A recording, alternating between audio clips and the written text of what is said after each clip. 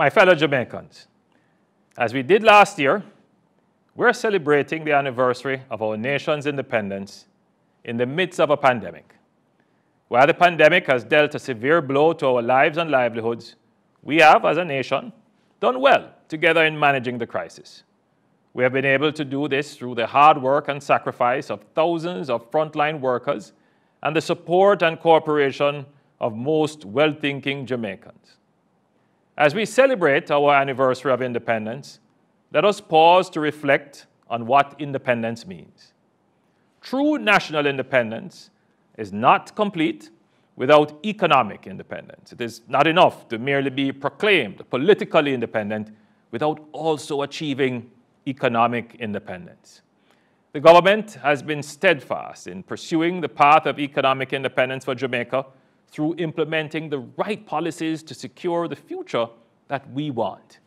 Independence means the ability to act as a sovereign nation and the flexibility to make choices that reflect the collective will and aspiration of our citizens, and to do so unencumbered by external influences.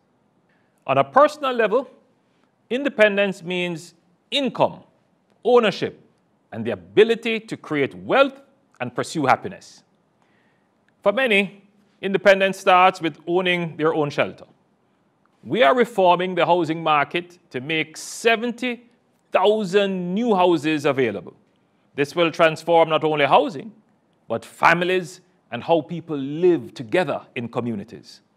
We are establishing structured, vibrant, and sustainable housing projects such as the Bernard Lodge development, which will over time replace ad hoc informal settlements. We are providing Jamaicans with greater employment opportunities. At the same time, we're creating an ownership economy, not just through housing, but through investment opportunities for Jamaicans to own a piece of important national assets and corporate enterprises. More than 30,000 Jamaicans now own shares in Wigton Wind Farm and Trans-Jamaica Highway, and will soon have the opportunity to own shares in the Jamaica Public Service Company. Independence means better access to education to allow every Jamaican child to achieve their full potential. We must transform our education system to enable Jamaicans to pair their God-given creative talent with technology to compete in the 21st century global marketplace. A critical aspect of educational reform relates to changing the mindset and behavior of our citizens so that violence is no longer seen as the primary means of conflict resolution. We must develop a social consensus that shuns violence in all its forms for the gentler, safer, and more caring society that we all seek.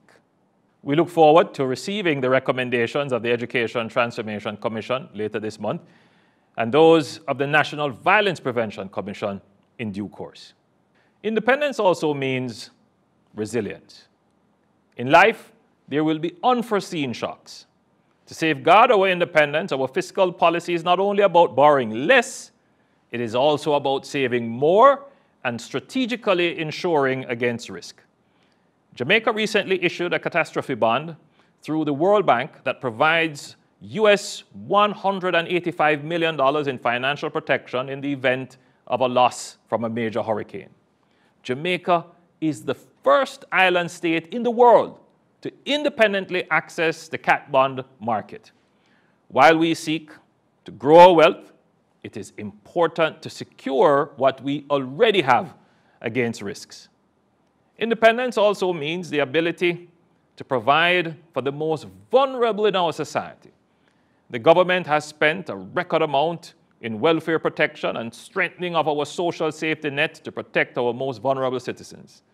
We have introduced a new social pension program that will target Jamaican citizens aged 75 years and older. The fact that we have been able to do this in the midst of the pandemic is testament to how far we have come and to the resilience of the Jamaican economy. The idea of independence is the ability to choose, and with that comes responsibility for the consequences of our choices. We are now faced with important choices as a nation. Jamaicans now have to choose whether or not to take the COVID-19 vaccine and to diligently observe the infection prevention protocols. Our choices now will affect our ability to safely reopen schools for face-to-face learning in September. In the coming days, how we choose to act as free and independent citizens will determine if we will bring down our positivity rate below 5%.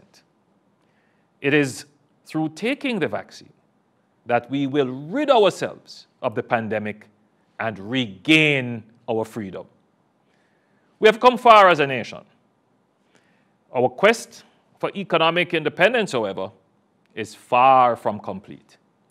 We have long held a dream and a vision of a Jamaica, a land of peace, love, and prosperity.